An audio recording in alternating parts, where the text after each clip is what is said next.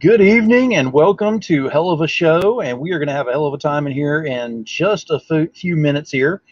Before we get started, if you will let me know you can see and hear me, I'd certainly appreciate that, and we will get moving shortly after that. In the meantime, if you can see and hear me, please get those shares out there, and let's get some people involved in this interview that's going to be going on tonight, and we can have a lot of fun with this and get this going. So we have got, let me see, we got a few people already in here. Great. Get those shares going. We'll give it a couple more minutes and try to get this thing built up on here. And also remember, if you will, please go over to the YouTube channel and subscribe and like over there so that you can keep track of everything that's going on. All of the shows are over there. So if you ever miss a show and you want to find out what's going on with a particular creator, you can go over there, and they are all over there for you to find somewhat in order. I try to keep in touch with that, but it falls off every once in a while. But we got about another minute, and we're going to get started with this bad boy. So hopefully everyone has had a great day, been productive in what they're doing, been safe, and we're going to have some fun with this one tonight. I've got two guests that'll be on here tonight. I have one of them backstage right now. The other one should be showing up in a little bit. Did not find out until this morning that he is actually going to be doing this at 3 o'clock in the morning his time. So yeah, we're gonna have some fun with that one and see if we can keep up with him on that, because it's gonna be early morning for him and late for us, so there should be a good medium point in there somewhere. Now we got a few more people showing up in here. Excellent. So we're gonna make this official. Hell of a Show Tuesday night, open for business. So we have got a great show planned out for you tonight. I'm going to have one of my guests going to come out here shortly. We're going to introduce him, get to know him a little bit, and then whenever the other one comes in, we'll get to know him as well. I will tell you that during the show, I will call for a commercial break where I will go ahead and do a couple of announcements for commercials on there for current campaigns that are going on out there. So be looking for that one, and we will get into that directly. Now, before we get too much further into this and have too much fun just talking to me and seeing my pretty face up here, it's time to get someone else better up here. Let's get my guest up here. Here's Justin Gray. Hello. What's going on? What's happening? Hey, appreciate you being on here tonight. Thanks for having me. Hey, no problem at all. Now, before we get too involved in everything with the questions and everything, I want you to go ahead and take a moment. If you'll go ahead and let them know briefly who you are, what you do, and where to find you. I'm Justin Gray. I write comics. God help me. And mostly I'm on Kickstarter. I don't do a lot of social media. I'm on Facebook, but it's like a friends only sort of thing. And I have a website, jvgray.com. That's jvgray.com, where you can see some of the comics I'm doing now. And I mean, I've been doing comics for about 20 years this year. I started in 2001 for Wildstorm with a book called 21 Down that I co-created with Jimmy Palmiotti, and Jesus Sayes was the artist, and Paul Mounts was the colorist, and I think Rob Lee was the letterer. And that feels like a million years ago. A lot of things have happened since then. But I had an interesting journey. I went from mainstream to indie. Most people go from indie to mainstream. It's been a very, very fun ride, and I'm very happy where I am right now in being in the indie scene and doing my own stuff. Absolutely. And you've got some amazing work that's out there. You've worked on a lot of things that are really cool, and you've got some great projects coming up in the wind that we're going to be discussing about tonight as well.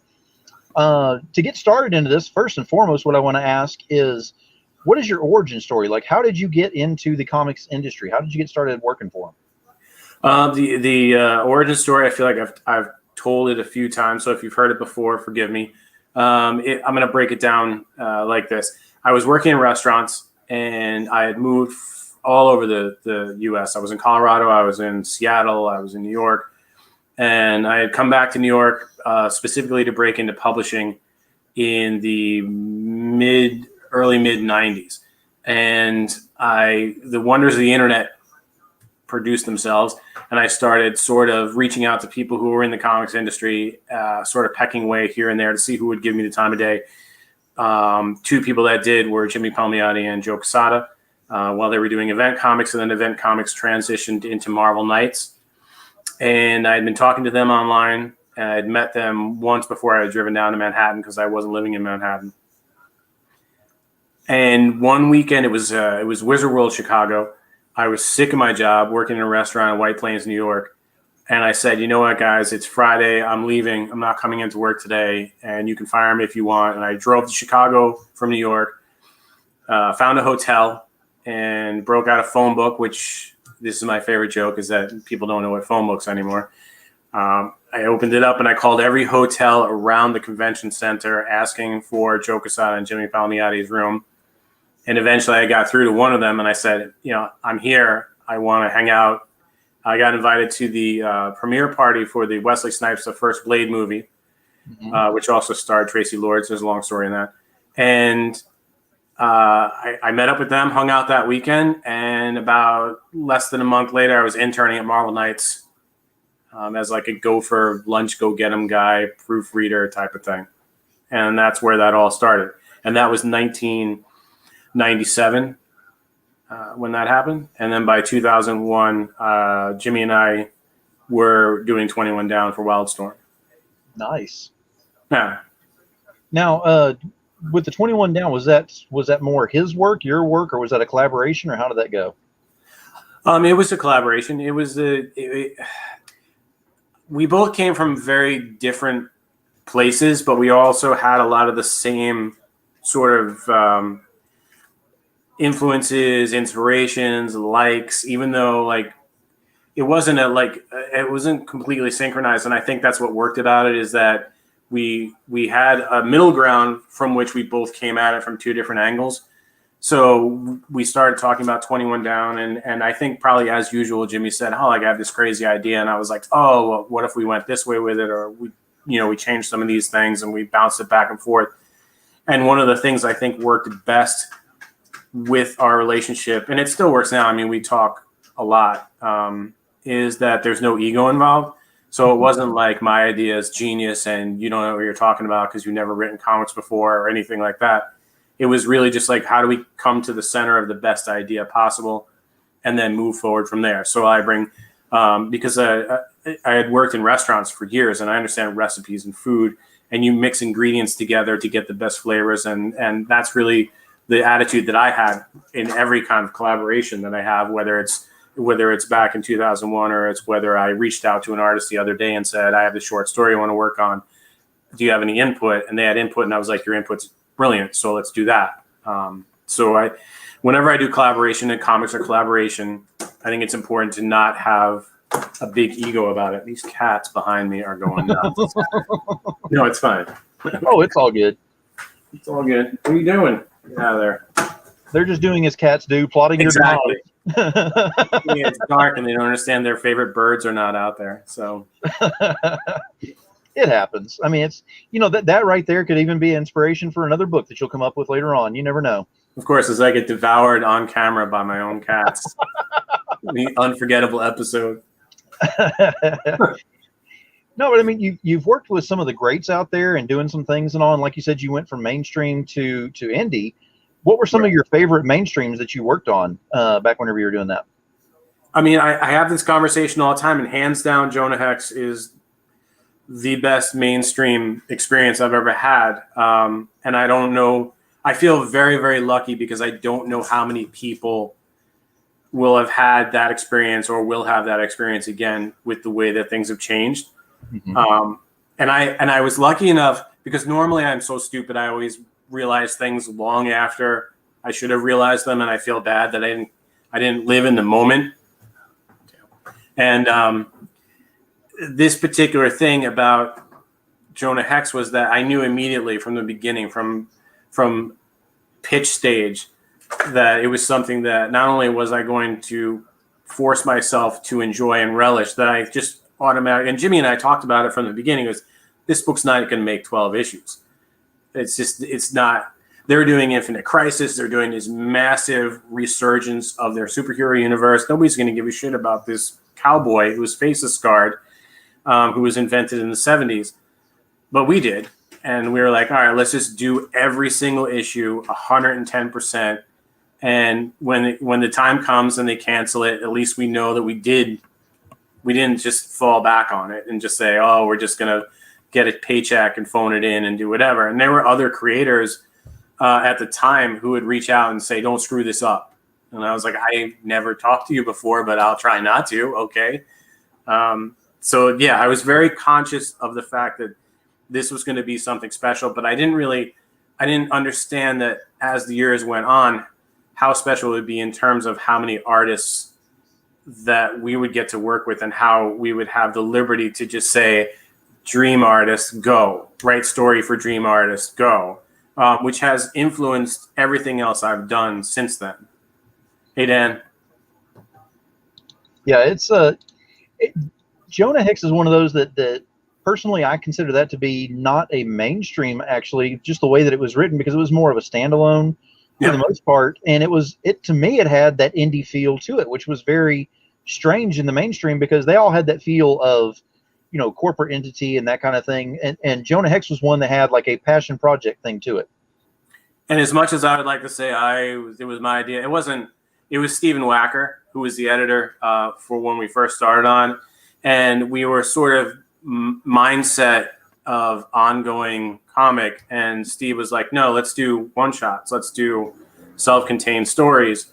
And at the time I was like, it was almost like being handed a gift. I was like, are you serious? Like, can we do that?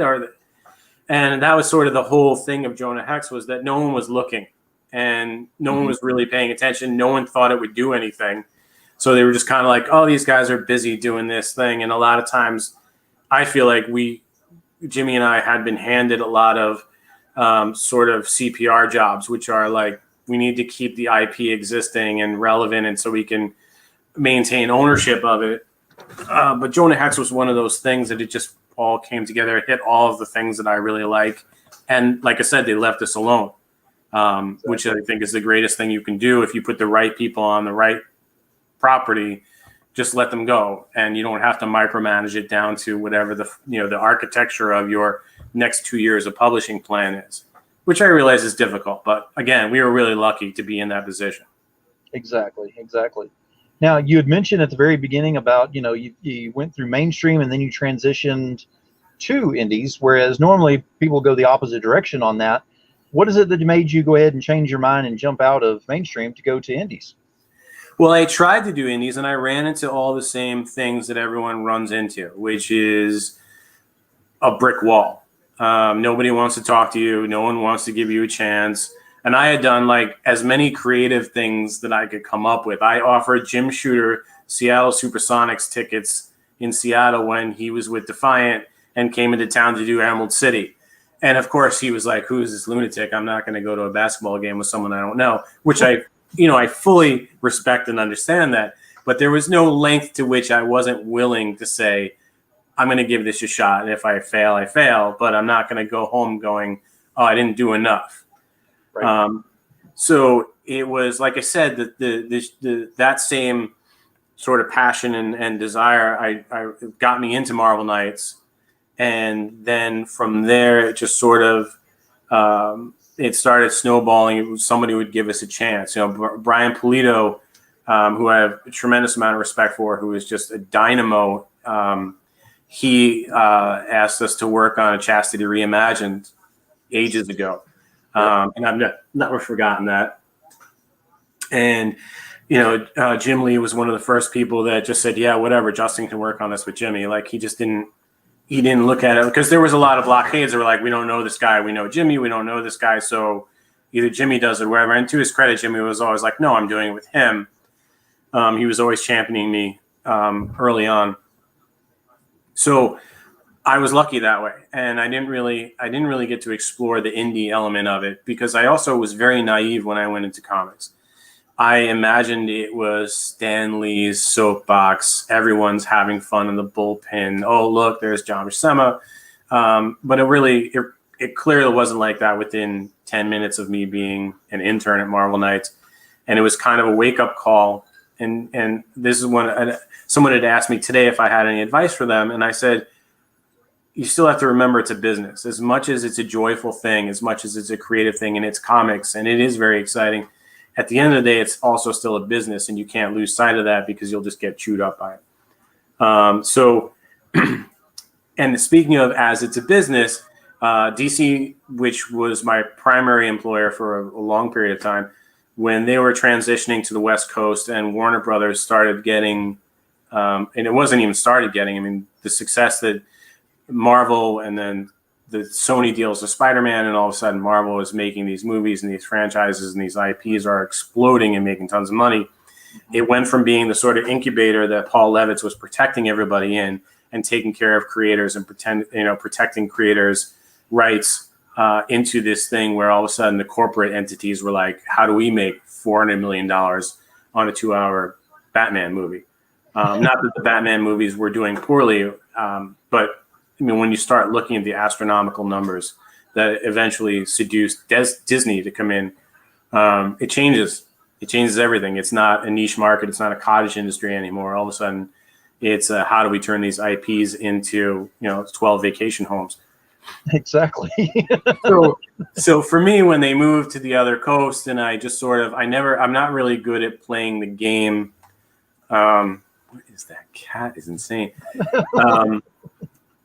So eventually the phone stopped ringing, and this was right around the time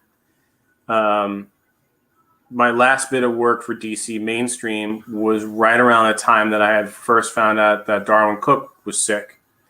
And when he passed, I remembered he had kept saying to me, why don't you just stop being mad and just do your own thing? Like, stop getting frustrated. Because after Jonah Hex, we had done Power Girl, which was great. It was a lot of fun. I really enjoyed it. But then there were sort of these, like I said, these CPR gigs where it was kind of keeping an IP alive. And then when they changed Jonah Hex to All-Star Western featuring Jonah Hex, I was kind of like, this feels like, I don't know, like how long we can keep this boat afloat, knowing that it was just too big of too cumbersome a title. And I don't know. So Darwin said, just do your own thing. And then that's what I started doing. I said, let me sit down and really reevaluate where I am.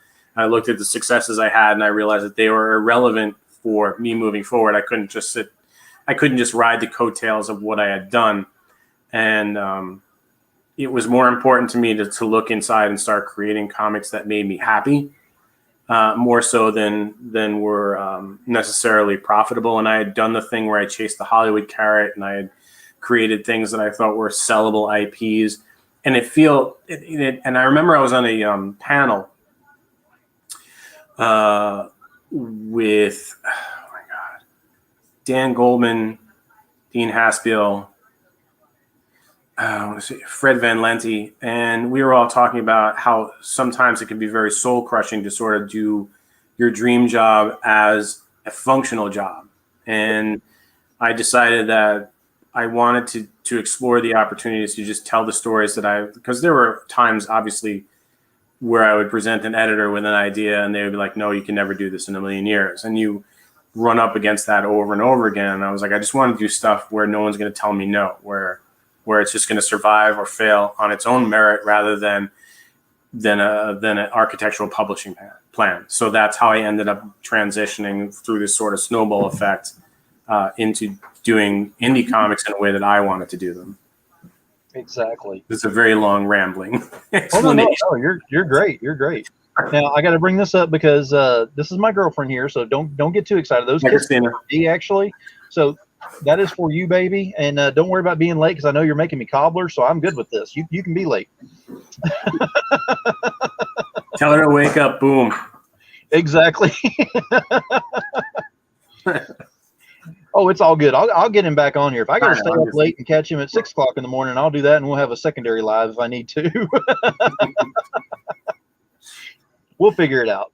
But it's you have a lot of works that you've been doing and everything, and I want to talk first about your company that you've got, which is the oh, hang on, Dan messed me up on this one. Hang on a second. He's asking if you have any past books available. Yes. And we're going to get into that, Dan, I promise, because I know you're here, so I already knew that question was coming up. But, with your company that you created on this and all, and you've got, a few books that you're publishing underneath it and all, you've got some great ones that are there. I want to talk about kind of in order of the ones that are out there so that Dan will get an idea of what's out there that's available. because you've got one that you're actually fulfilling as we speak that's going to be going out the door soon. Yes. One of those is mine.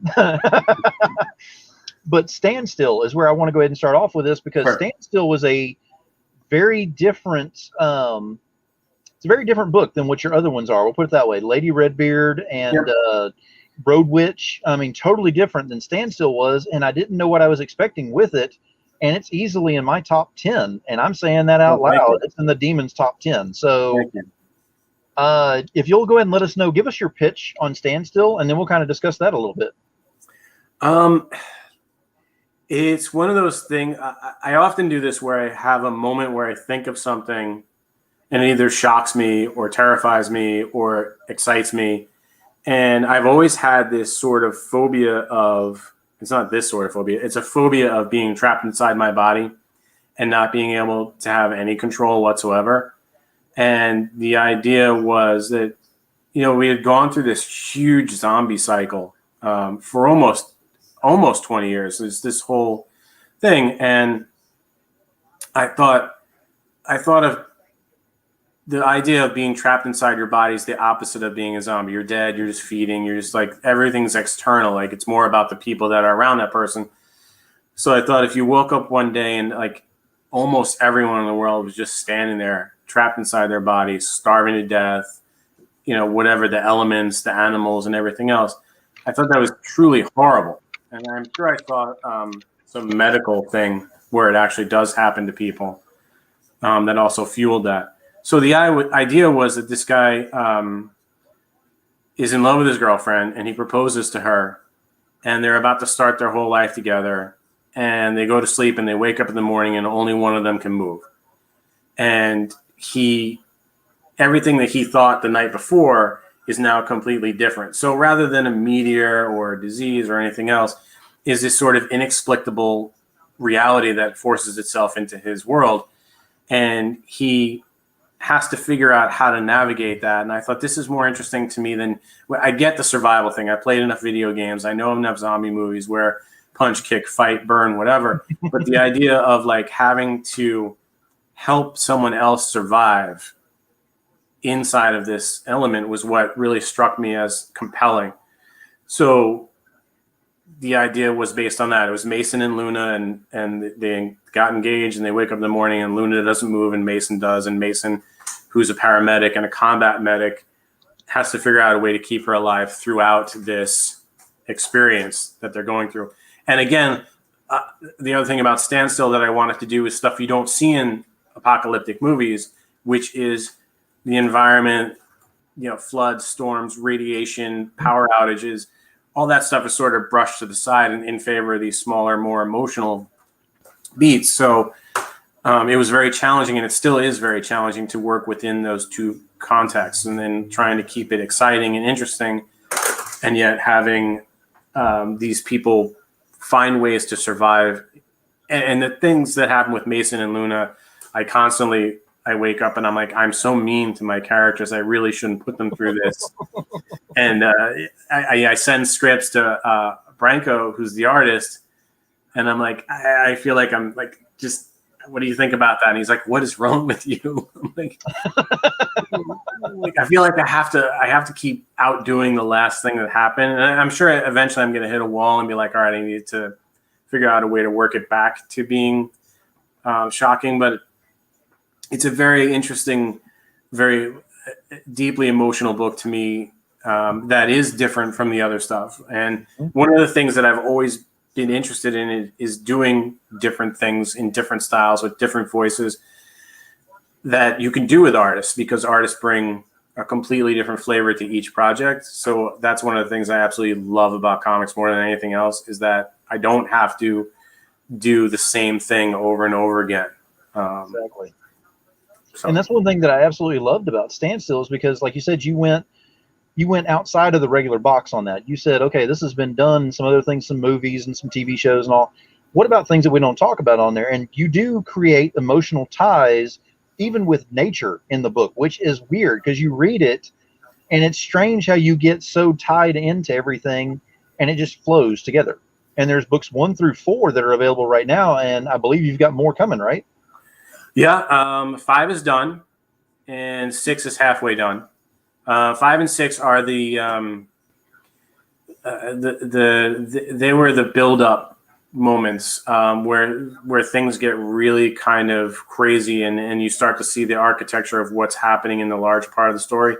And so I'm wrestling with this element of there's this big thing that's happening that nobody knows about yet, and then there's the small thing, and I want to kind of keep trying to weave those two together in a way that makes it interesting for people who like all different kinds of levels of a story. So it's challenging, and sometimes I wake up in the middle of the night and I'm like, I have to figure out a way to fix that and go back and keep trying ways to crank that up. Exactly. And Rebel Comics, Larry is here. Larry, I appreciate you being here. We were talking about, top 10 that I've got. Larry's got one of his books in my top 10 as well, and he's very well aware of that. And I just got his Niobe #2 in today, so there will be a review of that soon. Awesome. I'm going to get back into doing reviews again. Actually, if it's okay with you, I'm actually going to do a review on your Lady Redbeard that I'll be getting in, because that's the next one that I want to talk about. Okay. We went from Standstill and the way that's set up and everything, and everybody's kind of like, okay, that sounds like that's great and everything, so these other stories have got to be that way. No. it takes a whole nother turn, a whole different route on this. And that's the one that you are fulfilling as we speak. Yes. You got it all over the place there to send out. Yeah, I'll grab you one of them. Perfect. Lady Redbeard is just the artwork alone will get you, but the story is interesting. We'll put it that way. We're going to. I don't know if the lighting is going to work on this, but this is the holographic cover. Yes, very much so. It's very reflective. These are 60-plus page books that are in a comic format because I got tired of doing 20-page books. And plus with Kickstarter, I feel like people should have more. Like I tried to, I did kickstart a 22-page book, and I thought that was great. But I thought I'm going to bang this out every month. It's just not fair to people that want to read it. It's just not enough material. It's not hefty enough. And that's why I ended up going to the 60-page format, multiple stories with Spicy Pulp, which is basically my love letter to heavy metal, Metal Hurlant, Epic from Marvel, Savage Sword of Conan, like all those big, thick comics that had chapters and multiple stories in them. I love that stuff, and I feel like we hadn't seen that. I mean, there's Dark Horse Presents, but it doesn't. There's naughty stuff, and I wanted to push, like, I wanted to have fun with adult stuff, not necessarily adult like there's X's involved, but just like crazy stuff, like just crazy things where characters were able to do anything, and there was no, like, again earlier, like I said, I would run into issues where I couldn't do things, and I thought this would be fun, this would be an interesting thing to do, and they can't do it, and that's what Spicy Pulp is. Spicy Pulp is this love of European comics, of Druna, of Mobius, of Milo Manara, that kind of stuff, where it is fun. It's just fun. That's all I wanted to do with that. We went through not such a great year last year. Everyone was stressed out. And the thing is, I wanted constantly escapism. So that's what Spicy Pulp is. It's you turn off your brain, you have fun. It's beautiful artwork from all these different creators all over the planet. I work with people from Indonesia, Spain, Italy, Brazil, and France, and America. And it's fun for me. Exactly. And that's really what I wanted it to be. Not taking it serious. I'm not trying to win any awards. I'm not trying to sell a movie property. I'm just trying to have fun with comics themselves. Exactly. And we're starting to get a lot of comments out here now. Milo Manera, yeah, I like this guy. I knew you would. Larry, I had no problem knowing that one. Of course, David said, yep, he needs to get this one too. Huge heavy metal fan. David, I'm telling you, Spicy Pulp is something you definitely need to get into. Trish had said, all hail the demon. I want to go ahead and bring up very quickly, since I have Trish in here, because I didn't know if you were going to be showing up tonight or not. But very recently, Trish just had a birthday. So I got a birthday cake for you here, Trish. So happy birthday to you. So Yeah, I mean, there's a lot of stuff that's involved, and it's very cool. The things that you got on there, Spicy Pulp. Dan was asking if it's a series. It's a standalone setup on Well, there. well, I specifically made it as this. I made it as um, there's two issues. So 1 and 2 is the first Lady Redbeard story, which is 30 pages and 30 pages between the two issues. And then there's smaller short stories, either they're self-contained or they're serialized smaller stories. Because I thought I want to give you a big chunk of story with a main character and then pepper in some of the crazier, sillier ideas that I have within the next thing. So there's first two issues are Lady Redbeard, then the next two issues are the Road Witch. And the Road Witch was a story that came to me because tragically I drive past a lot of roadside crosses and flowers from people who have had accidents on the side of the road. And for some reason, it just stuck in my head that there would be like a patron saint of people who had died on those roads. So their family members would go and they'd grieve at the grave.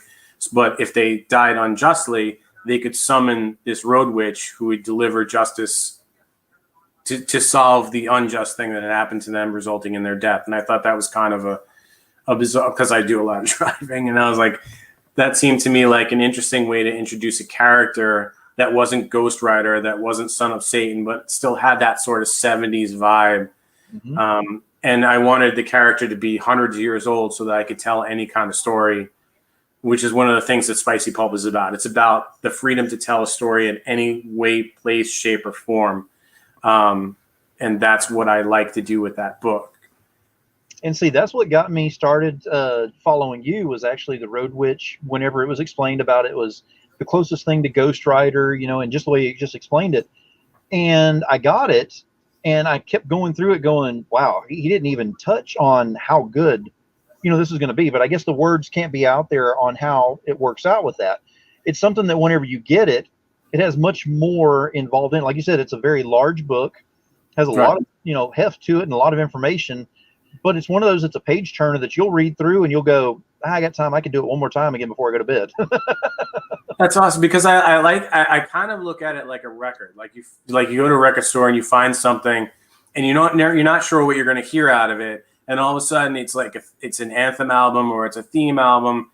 And that's what it is for me. And like, it gives me an opportunity to do crazy stuff. Like I turned my love of Savage Sword of Conan into a rom-com sword and sorcery thing with a character called Dude Bro the Barbarian, which I got inspired by watching Deathstalker, which is a 1985 really horrible movie that would never fly today. It's so politically incorrect, but I was watching and I'm like, here's a character that just doesn't, like, to being out of a time and a place and saying this doesn't work anymore, to me was really, really funny. So, and then to make it into a Conan comic with ogres and monsters and bloodshed and sword fighting, I thought was a fun way to spend an afternoon. And I hope that when people read that, that's the same kind of feeling that they get. Exactly. Now we go from there to, of course, you got Lady Redbeard. Right. Lady Redbeard is being fulfilled and everything as we speak. So now we're looking towards the future on this. And what people don't understand is the future is very, very soon for you in the next campaign. So we want to talk about that one. Absolutely. It's going to be April 6th. And I'm always, I get nervous when I'm saying a definitive date, because when I do Kickstarters, I sit there for like 2 days, waiting to launch. Literally, I'm not kidding, like 2 days. Like I get up, I walk away, I turn the computer off, I come back, I'm like, now I'm going to do it. And I'm like, no, I'm not going to do it. But this is a book that way back in 2016, I had this idea that I wanted to do sort of a after midnight Adult Swim animated thing that was hyper violent for adults, like a recreational late night sort of cartoon. And it was a Western, because I had done Jonah Hex and I wasn't doing Jonah Hex, and I wanted to get back to doing a Western, but I didn't want to just do my version of Jonah Hex. I wanted it to be different. So I started kicking around this idea about talking animals, which I had never done a talking animal comic before, probably with good reason. I mean, it's not the easiest sell in the world. But I thought, I have this vision in my head of mixing together spaghetti westerns with Bugs Bunny and Tarantino and this hyper violent swearing thing. And I'm like, how does this even come together? And for years, this artist, Barry McLean Jr., very talented, would say, we got to work together. We got to work together. And I was like, I don't know. I'm very much the kind of person that wants to put the right people on the right project to make sure that they're excited and they're having fun and their artwork matches the story. And so when this thing started kicking around in my head, I was like, I think Barry would really latch onto this. I think his style, his energy, his sensibilities would kind of latch onto it. So I said, listen, I wrote this trailer, and that's really what it was. It was an animated trailer. Hey, Michael James. And the idea was, it wasn't just a rabbit I didn't want to do a cowboy book. And I said, I had to come up with something that was bigger than that. So I thought, here's the tropes of it. Like, the main character loses something, whether it's his cat, his dog, his pickup truck, or whatever. And then that's it. Like, I have to figure out a way to avenge all that. And I was reading stuff about Pecos Pete, and he would ride tornadoes and stuff. And I thought, what if this gunslinger was mad at tornadoes? And it sounds ridiculous. But then I was like, well, what if there's like tornado gods, and they come and they ruin everything and they destroy entire towns? And that's where it started to go. So I like, Billy the Kid is this rabbit who's sickly and he's feeble, and he belongs to this deeply religious family, and they've moved out to the Old West to populate this farm and grow their carrots and whatever. And one day they're all gathered together, the entire family. There's like hundreds of them, and they all get wiped out while he's down underneath the ground trying to get over a cold or whatever illness that he has, this plague that God has put on him. And he wakes up and he's like, I'm better, I'm cured.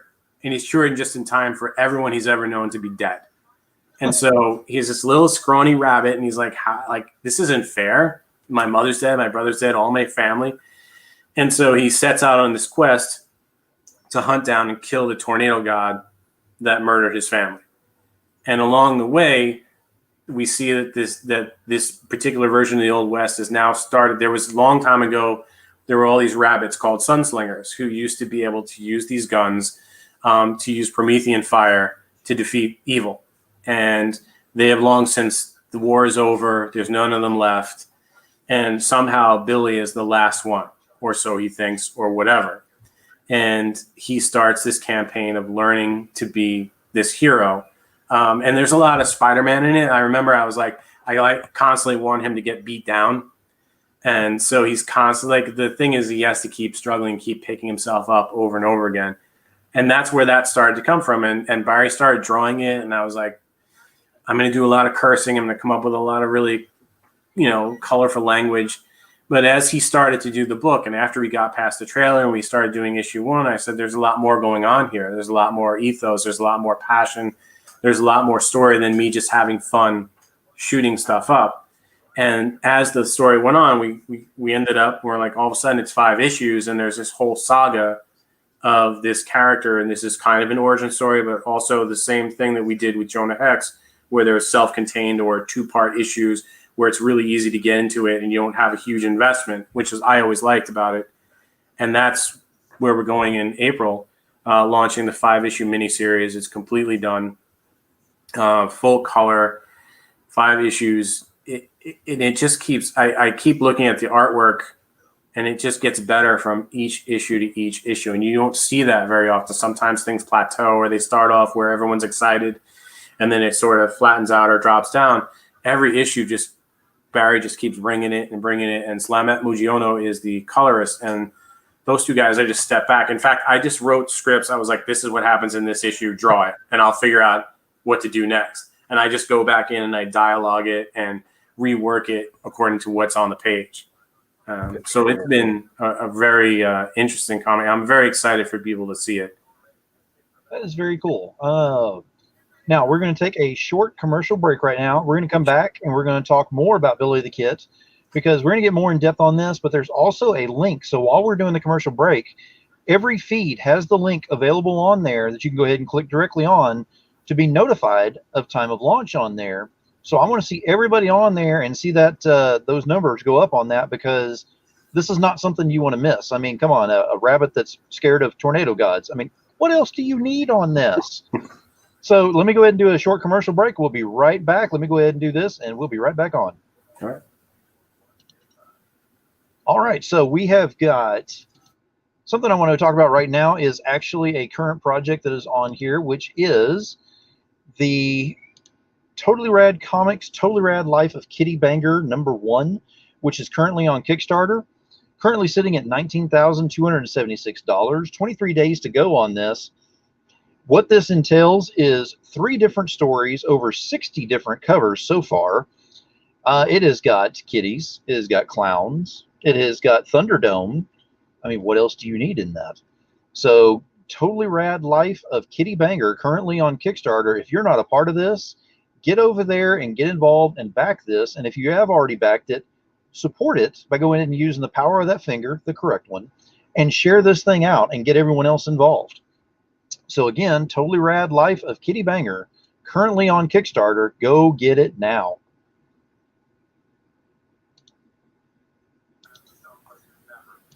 All right, and we are back.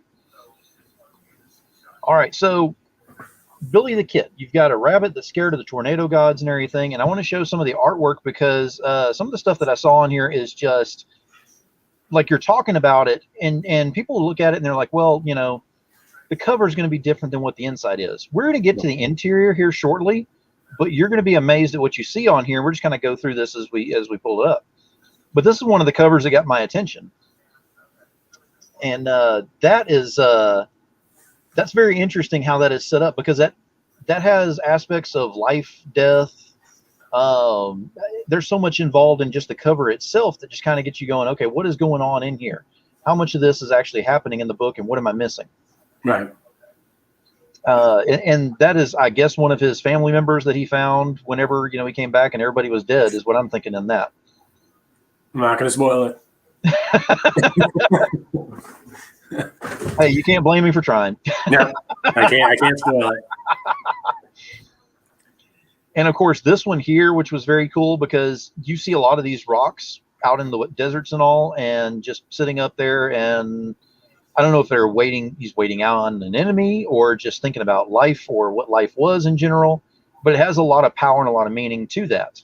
Yeah, Barry's artwork has a lot of power, and he can go bombastic, or he can shrink it down like this where there's mystery involved. And that's, he has such an interesting style, and it lends itself to the story and to the book. And it's been a very collaborative process. It's not just like I don't hand him a script and say everything has to be drawn this way, every panel by panel. It's just kind of like, I know what he's capable of, and surprise me.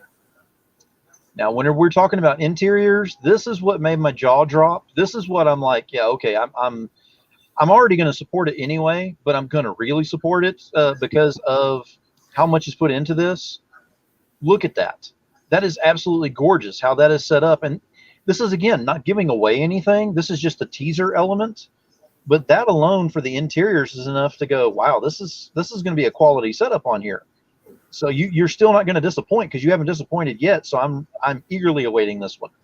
And the whole point was, like, I know that, again, the talking animal thing, but it wasn't meant to be. It was just an allegory. It's a metaphor. It's just instead of, there's things we can do with animals that we can't do with people. We can talk about things and present situations where it's much more accessible.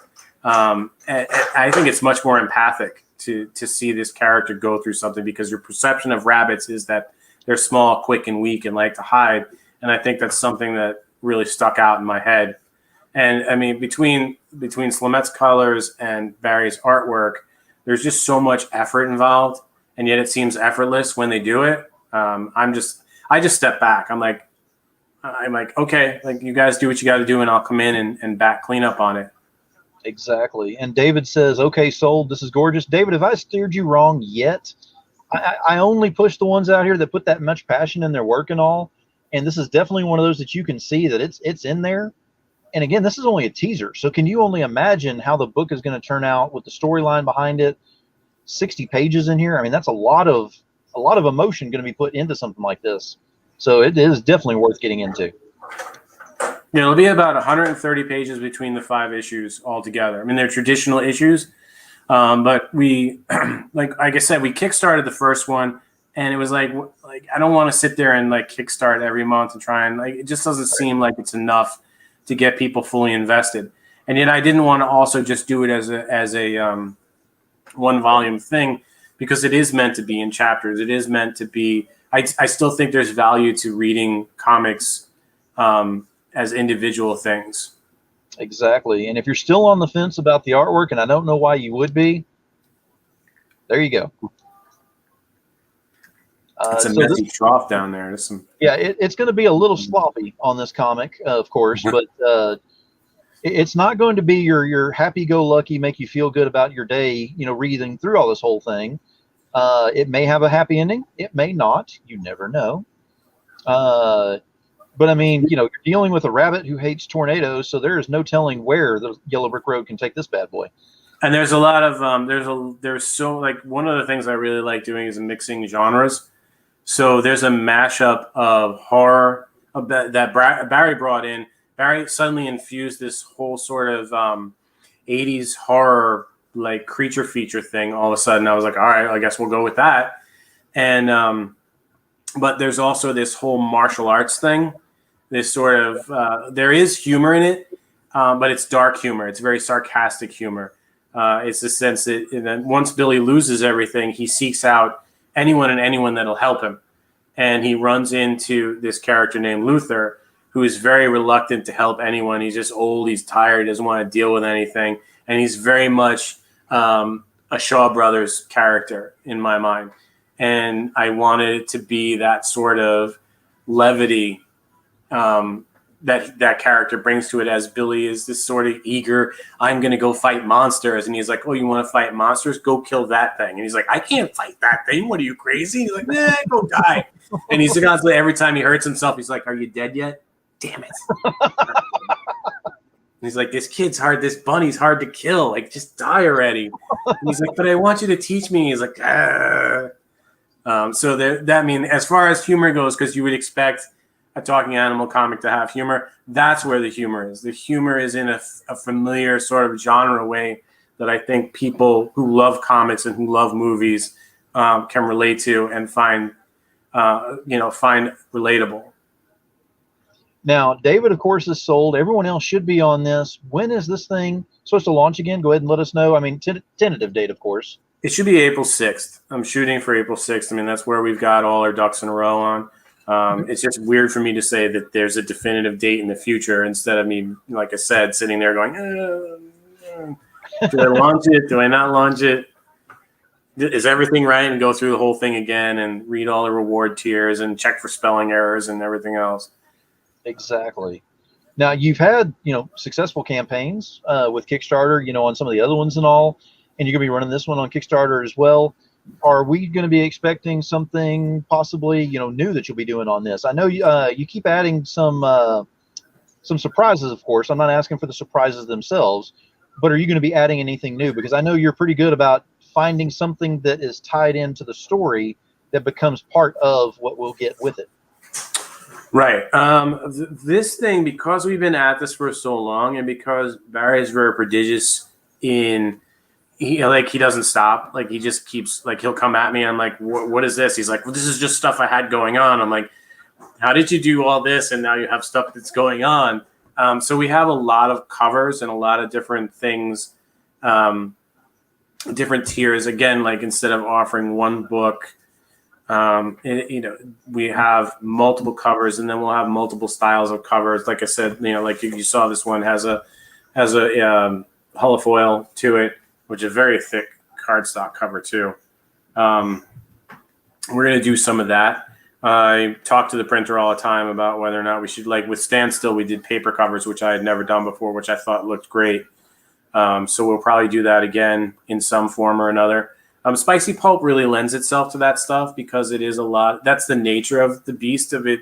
And I have all these amazing artists doing all these cover pieces, and but it's it's interesting with each book. So with Billy, it's more it's more like the push forward to like the idea of the comic and the fact that it's so different from everything else that we're doing or I have done. Which I love doing constantly, and that's the beauty of Kickstarter, is you can have a crazy idea and say, I'm committed to this idea, and let's find out if there's an audience big enough to support this idea. And I've been really lucky so far that with each of these crazy ideas that there is an audience for it. And they are growing. I mean, the Spicy Pulp that we just went through was the best campaign I've had. And I think it's a process of gaining the trust of people who are going to back. Because over the different campaigns, I've reached out to people who I've seen on social media or whatever say, I hate Kickstarter and that nobody fulfills and it's very disappointing. And I'm like, no, I'm not going to be that guy. Right. Like, let me know how I can fix that. And I mean, we all make mistakes, but my goal is to figure out a way to fix those mistakes and make, because this to me is more, when I used to work for Mainstream Comics, I'd write a script, I'd hand it into the editor would give me notes, I'd hand it back.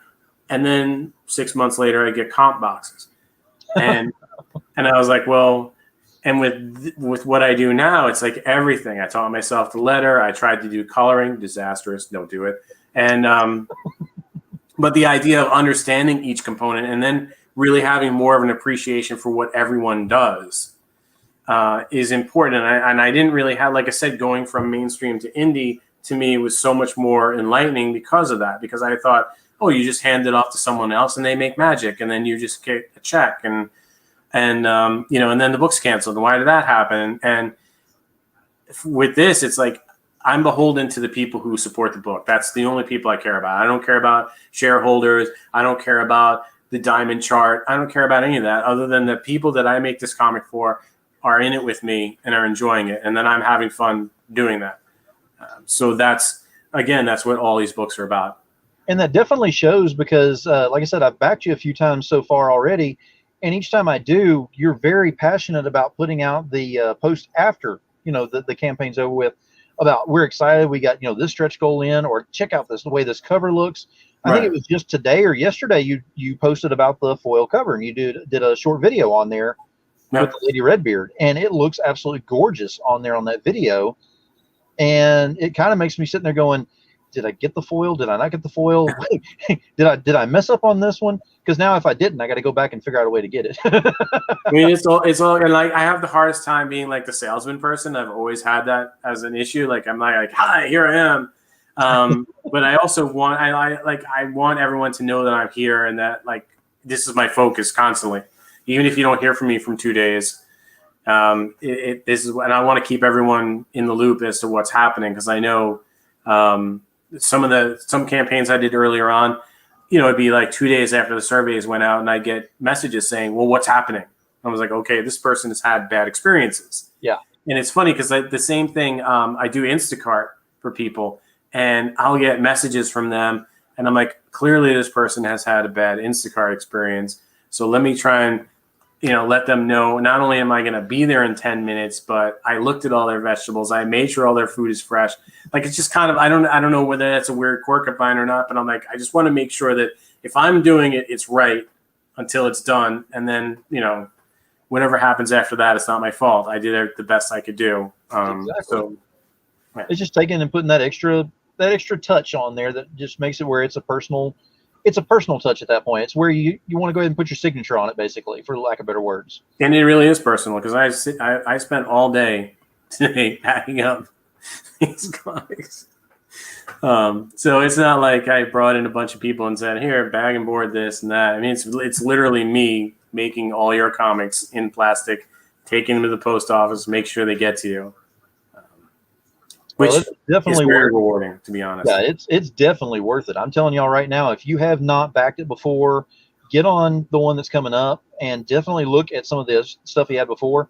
Are you going to have like a catch-up tier of any of your other books or add-ons or anything on this next campaign as well? Because sometimes these books don't cross over well, like you can see they're very different. Right. A lot of times, I mean, when I do Spicy Pulp 6, you're going to have all of them are going to be available. Stand Still, all of them are going to be available. So those are, like if the material crosses over, especially with digital stuff, because sometimes I have things that can sort of, like right now, I think it's probably the tail end of the third volume of Sex and Violence that Jimmy Palmiotti and I did the first two. Mm-hmm. The third one, which has more of our friends involved in them, and I have 2 short stories in that. When it makes sense to have those things cross over, that's when we make them cross over. I don't want to just throw everything out, I like sort of kitchen sink. Like I want, because not everyone's going to like the same stuff. People are Right. going to like Billy. They may like Standstill, may not like Billy. But on my website, those things are available, especially digitally. You can get almost everything digitally. All 4 issues of Standstill are you can download digitally. And I have to put issue 5 of Spicy Pulp after I fulfill this. I don't like to put up material until the Kickstarter backers get it. It just doesn't seem right to me. And then I'm trying to work my way towards doing print, because the print part's easy. If we had conventions, it would be great, because then I could just bring the books to conventions. Shipping is the worst part of print stuff. I hate it, especially internationally, but that's a whole other thing. But you will be able to get different things and one of the things we're doing with Billy the Kid is that I don't want to forget this, is that I had a limited number of sketch covers made up. So Barry is drawing pen and ink covers, original, for the campaign. So you'll be able to get original art from Barry on the cover of issue 1 in a special edition, Nice. which I'm very excited about. And I think that's a nice thing for people to have, is one of a kind. It's totally up to him. He's going to draw the cover of his choice. But you can that's a reward tier, very limited. I think there's only 10 of them. And that's something I was like, do you want to do this? Because I always feel bad. I'm like, because if I could draw, I would do it, but I don't feel right saying, oh, you want to put in more work. But I think it's nice because he loves to do it. And I think the fans are going to love it and the backers are going to love it. Exactly. Dan, you're absolutely right. You need to check out his site. You definitely do. And go and look over there. I'm telling you, once you get started on it, it's addictive. You can't you can't stop. I mean, I got started onto it, and now it's like, okay, everything he puts out there, I got to check it out and see what's going on. It's quality work. He backs his product, but I'm telling you right now, you get more than what you pay for. It's very cool on this. So whatever you purchase on here, you're going to get more than what you think you're putting money into it. So definitely look into that. And Kevin is here tonight. Kevin, appreciate you being here. NSC Roadshow as well. And he said he's reserving a Barry cover, so make that 9 available.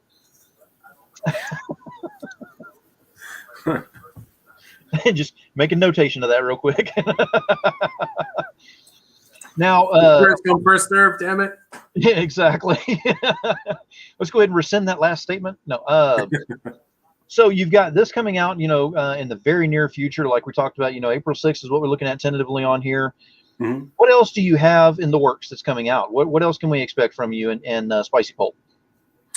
Well, the plan moving forward with the rest of this year is to do Billy, and then to go back to Standstill, because 5 and 6 will be done. That'll be 48 pages worth of comics.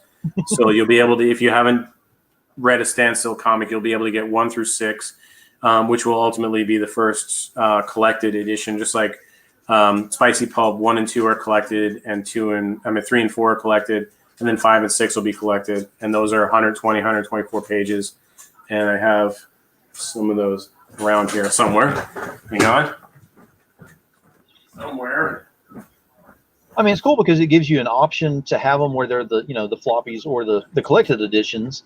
But also, I mean, for a collector standpoint, it's nice to have both of them, to be honest, because that way, if you just want to sit down and read through the book, I mean, you can read through a big collector's edition and then keep your Yeah, exactly. And with these particular versions of it, it's the whole first half of the book is the Lady Redbeard story before it goes into the backup stories. And then there's usually an art gallery. Well, there's always an art gallery in the back of the book, the various covers by different artists, Luis Russo, Gouveia, and and then there's the Road Witch one. Yes. Here, and that's a Ali Garza cover. Ali Garza is going to do a cover for 6, featuring a new character in Spicy Pulp called Strawberry Milk, which is a science fiction character, which is sort of my demented version of whether or not Lobo and Strawberry Shortcake had a kid, and and then there's there's a lot of nudity in this book. I can't just throw up anything.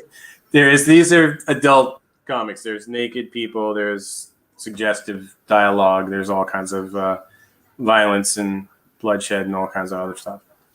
And some questionable moments. We don't need to be showing that on my show. It may be blood. We don't want to do that. No blood. So Billy the Kid, then Standstill 5 and 6, and then Spicy Pulp 6, which is the second half of Lady Redbeard doing time, which is she basically gets in trouble with the time police and gets thrown in prison, and there's a prison riot in space, and she's basically in trouble with the Emperor of the Known Universe, who's very disappointed with her. And it's illustrated by Rui Silveira, who is one of the animators on a show on Netflix called Super Drag, which is about superhero drag queens. And it's very over the top. And that's what he brought to this story. The story is a little bit different from the first Lady Redbeard story, which is more Milo Manara, sort of a Gulliver Travels influence thing. And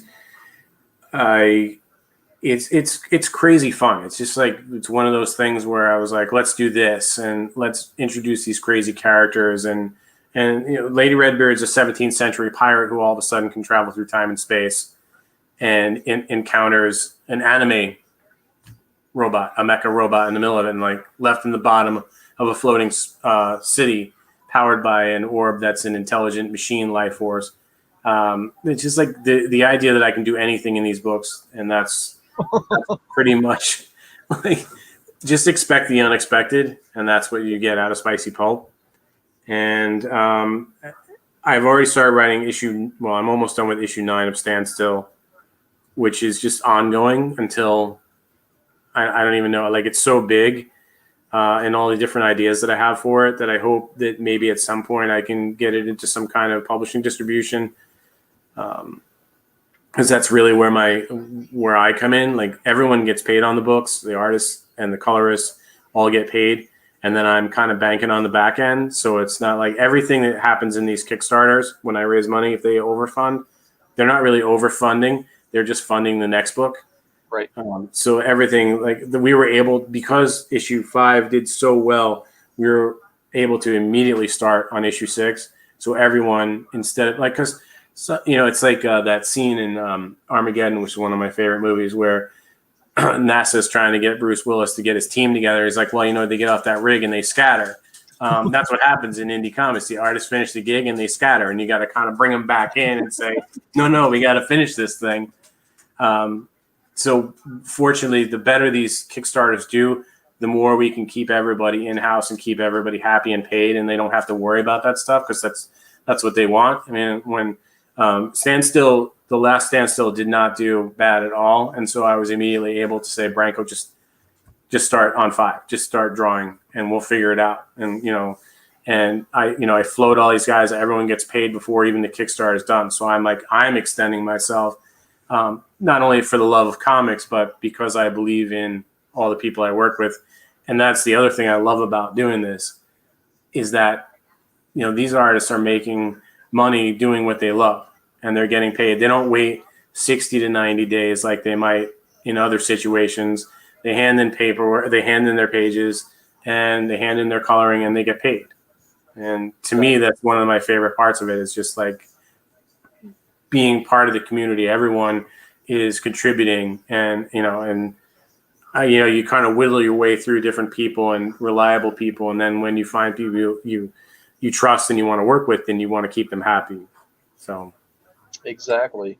Now, with the process and everything you've got going on with this and all, you've got so much going on with the projects that are coming up, and you got a plan for the year and all. You'd already mentioned, of course, you came from mainstream, and we talked about that and all, and you worked with indies. What's on your bucket list? Like, what's your next one, like your next level that you want to go to, that you want to hit on there? Some kind of bucket list, a project you want to work on, a person you want to work with, something like that. Well, there's always people I want to work with, and I don't. My thing is a sort of like the shark in the water thing. I just want to keep going forward. I just want to keep, like, I have a hard time looking back. I have a hard time saying, let me revisit something from 10 or 15 years ago. And that situation pops itself up from time to time. And I think to myself, I just want to keep going forward. I want these books to do better than they're doing. I want these books to reach more people. That's one of the things I would like to get back to. Like, I feel like I squandered a lot of opportunities because I didn't know any better. When I was doing mainstream comics, I really should have been funneling the back end of that into this. And it wasn't until there was no mainstream that I started realizing I should have been doing that. So now I'm working on things of like not having that same feeling of saying, what is it I should be doing? And what I feel like I should be doing is creating and reaching out and enjoying the medium for what it is and enjoying making comics. It's not something that you go into, and my daughter reminds me of it all the time. She's like, I love artwork, but I have to figure out a way to make money. I said, I get it. I woke, 20 years ago, I dreamt of, making a living in comics. And this morning I got up and I dreamt of making a living in comics. And you just kind of keep going forward. And I jump through all the hoops. I'm tired of jumping through the hoops. I'm tired of chasing the Hollywood carrot. It's very frustrating. I have lots of stories about why it's frustrating to do things that way. And instead, I just read this whole thing on a website about John Carpenter and how he wasn't appreciated. Now, all of a sudden, there's this resurgence of John Carpenter. I'm like, I never didn't appreciate John Carpenter. And they had like the list of the bombs. And I was like, that was a good movie. That was a good movie. Like, maybe it wasn't as good as these other movies, but there wasn't any reason not to like it. Right. So it just kind of like, I want to keep creating stuff. I want to keep challenging myself. And I want to keep feeling like that sort of like that band, like you're in a band, you're on tour, you're creating, and there's people responding to it. And that's really where I feel as far as creatively goes. The other stuff, I can do other stuff. And it really isn't about anything other than that feeling of I'm doing the work and the work means something to me and it means something to people. And whether that's one person or a million people, it still means something. And I just want to get better. I want to get better at what I'm doing. I want to make better comics. I want to get better at communicating and collaborating with people. I reached out to an artist this week and I said, I really love your stuff. I really want to work with you. It's just this little short story. It's this kind of thing. Take a look at it. What do you think about it? And the artist came back and said, I don't like the ending. They didn't say it like that. They were very diplomatic, but they were like, the ending, you should probably do X, Y, and Z. And I was like, it's so rare when someone comes back to me and says, I'll take the money. Mm-hmm. They're like, I'll just take the money. And this person was like, you know what? You can make the story better. Here's my suggestion. And I was like, your suggestion is rock solid. Yes. So I don't even know how to explain how rare that is. Usually it's kind of like I'm hired, like I said, get on the rig and scatter afterwards. So that was something where I was like, this is something I would like to do more of. I would like to have that experience, which I didn't have most of the time, except for Jonah Hex. Yeah, let me ask you this: as far as like, if anyone's trying to come into the industry and trying to break into it as a creator or whatever, what's the best advice you could possibly give them for doing so? You know what? I can't tell you that now because it's different. It's very, very different now than it was 20 years ago when I first got into it. Like I said, the movie money and the IP money and the global success has changed things radically. And there's other components to that I don't want to get into about whatever. So it's not the same. My thing is like, if you want to get into comics, know why you want to get into them. If you want to get into comics to be the next person to push an IP along, then that's great. Then that's what you want to do. Like, because that's how I got into it. I wanted to be the next person who told my X-Men stories or my Spider-Man stories or my Batman stories. And I very quickly realized that 13-year-old me was not ready. Like that point had passed, but I didn't realize the nostalgia of it. I kept looking at mainstream comics as a nostalgia-based thing where I was like, now it's my chance to do the things that I loved when I was a kid, and I want to make someone else feel that way. And you realize that there's not that many yous reading that. There's not many 7-year-old yous out there reading that same comic and getting that same feeling from it. So if you want, I mean, you really have to understand what you want to accomplish in it. And if you want, as a writer, if you want to be the next person, the next great Batman writer, the next great whatever writer, then that's different from saying you want to be the next Kevin Eastman or the next Robert Kirkman, or, you know, it's everyone's path is different and for different ways, but you definitely see there's definitely a through line on people. And it's weird because there's different balances on that. There are people who start out like Brian K. Vaughan would do superhero stuff, but his non-superhero stuff, his Brian K. Vaughan stuff, the stuff he loved to do, was much more successful for him than Swamp Thing. And you saw like Mark Millar, he did the superhero thing, and yet found a way to make his own superhero thing, which is no less valid. In fact, it's been more successful for him. And Robert Kirkman did his thing, and yet Grant Morrison continues to have more success doing the superhero, even though he's had success doing other things. He has the superhero thing that he keeps revisiting and is very good at doing. One of my great sort of, I don't want to say it's a regret, but a sort of sadness is that Darwin never got to do his Darwin thing. I mean, he got to do Parker because he loved Parker, and he made DC Comics that I liked to read. He had this sort of timelessness to it that wasn't this is what's happening now, or we need to reinvent these characters to adapt to the modern world. But we didn't really get to see Darwin do Darwin's own thing, which again was another one of the reasons why I'm doing what I'm doing now, because I didn't want to just not do that. So there is no, other than knowing what you want to do, I don't know that there's any clear path other than hard work and not just saying I want to do comics. Like you should read everything. You should not just say this is the only way that I can express myself, because all those other different ways of writing and all those different genres of writing can inform the best writing that you can do, regardless of whatever the medium is. That sound like yeah.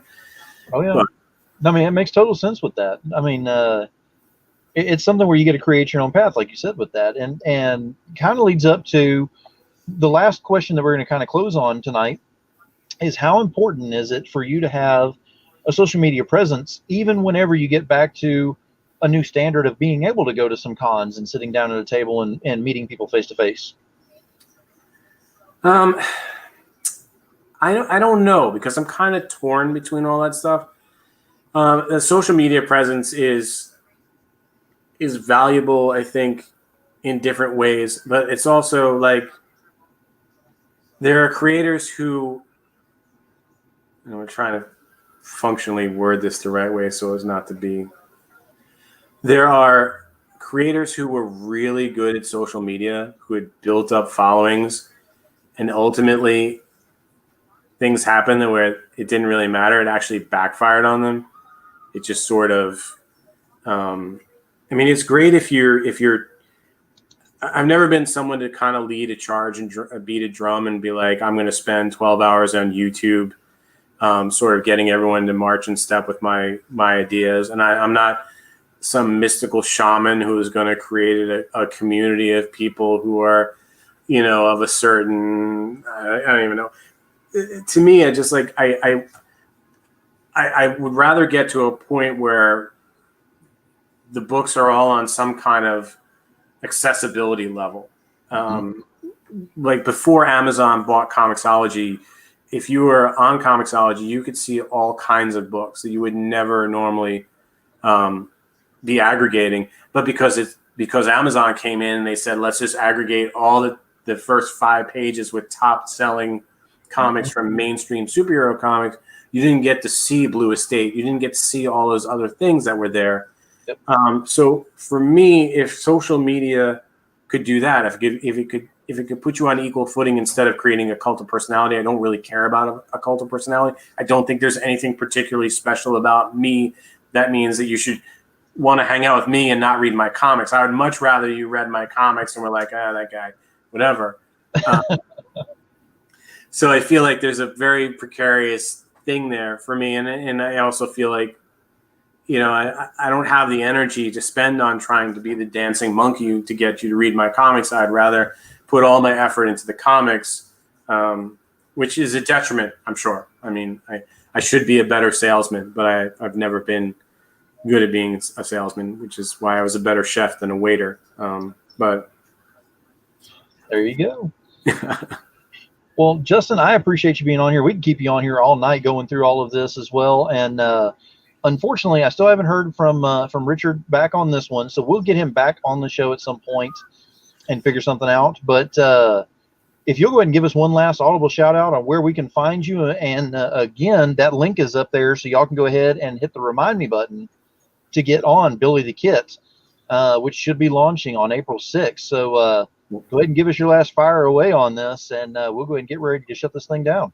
My website is jvgray.com, and that's where you can see the books that I have. You can follow me on Kickstarter pretty easily. I'm on Facebook, but I'm not sure that you want to follow me on Facebook because I get salty and then I delete everything like at 3 o'clock in the morning. But that's about it. I don't do Twitter. At one point I had 6,000 followers on Twitter, and then people started questioning who I was Twitter friends with or whatever, who was on my tweet list or whatever. And all of a sudden they were like, he's a bad guy. I'm going to give him the benefit of that. And I was like, I quit Twitter for like a year, and then I went back on just to see if the water was warm, and it wasn't. So while I am on Twitter, I don't really tweet. So I don't know what there is. I'm on Instagram. If you want to see pictures of my cats, I don't know. I don't know. We saw him a little bit tonight too. Yeah, you definitely saw him tonight. I'm surprised that they finally decided to go to sleep. All right. Well, I appreciate you being here. I'm going to drop you backstage and do my closing statements, and I'll see you back here in a moment. Thank you, everyone else, for being here and watching him. And go get on his list. The link is up there. Get on the list to be reminded. Thanks, guys. All right. So we had a hell of a show on here tonight. Got to know more about Justin Gray on here, which was absolutely great. No, we did not get Richard Boom on here. Again, it's early for him. I had spoken with him earlier today, and he was okay with everything. Most likely, he probably slept through, and I'm not going to blame the guy for doing it. It's like 3 o'clock in the morning, and now coming up to a little after 4 for him. So we're probably not going to go ahead and put some blame on that one. I'll do what I can to try to get him on the show. If I have to do a late night live at some point, I may do that, or see if I can do. I hate doing recorded shows, though. I like the live element to get y'all involved. All right. So that being said, closing statement. I always have a closing statement. Tonight's not going to be any different. It's usually based on my guest, and tonight is the same on that. Tonight, I want to go ahead and with the closing statement, go with leave your footprint.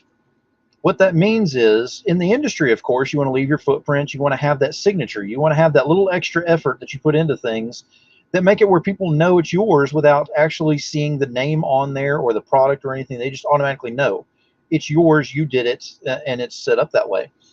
Now, the footprint can be positive or negative. As everyone knows, we don't speak negative on this show whatsoever for a reason, because everything needs to be brought up in positive, because there's too many negatives out there nowadays, and we need more positive in this world as is. So the footprint can be something you can start off with the industry and then work out into everything else.